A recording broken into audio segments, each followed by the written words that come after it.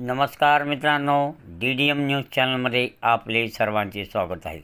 राष्ट्रीय महामार्ग 361वर शिरूर ताजबंद जवळ उदगीर बायपासच्या ठिकाणी एक ट्रक लातूरहून नांदेडकडे जात असताना पलटी होऊन खाली पडलेला आहे.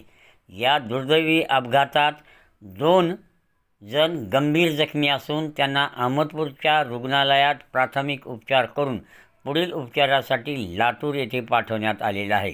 हा भीषण अपघात आज घडलेला आहे.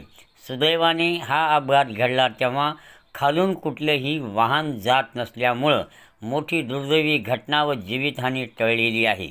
राष्ट्रीय महामार्गावर या ना त्या प्रकारे नेहमीच अपघात होत असून याकडं पुरेशा उपाययोजना करण्याची आवश्यकता आहे. आज झालेला अपघात हा चालकाचं ट्रकवरील नियंत्रण सुटल्यामुळे झाला असावा असा अंदाज बांधला जात